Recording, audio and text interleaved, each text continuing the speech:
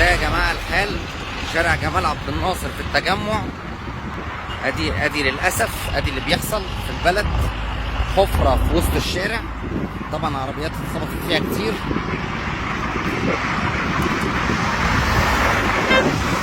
حوادث في الهبل، حفره في وسط الشارع، حفره في وسط الشارع. انا اعمل ايه بقى؟ يعني انا بدفع ضرايب وبدفع كل حاجه للدوله، وفي الاخر ادي عربيات بتخبط، طبعا عربيات بتخبط وحوادث في الهبل. انا عربيتي نزلت في الحفره دي، حفره ما فيهاش اي علامه مروريه، بييجوا يحفروا في الطريق بدل ما يوقفوا الجزء ده كله، لا سايبين الحفره. وادي العربيات، ادي العربيات.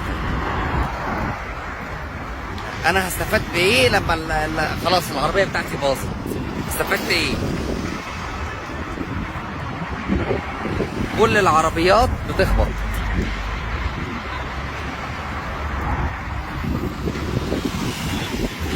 ادي كل العربيات بتخبط،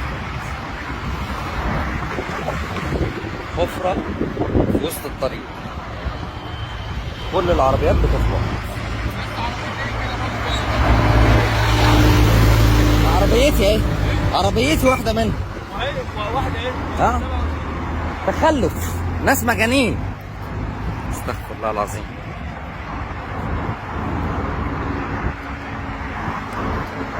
نعمل ايه احنا؟ ما نعرفش.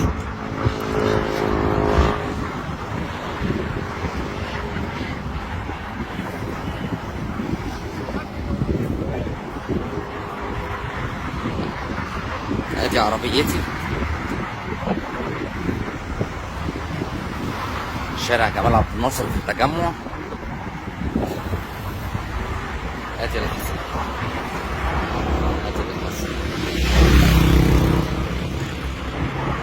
ادي اللي حصل.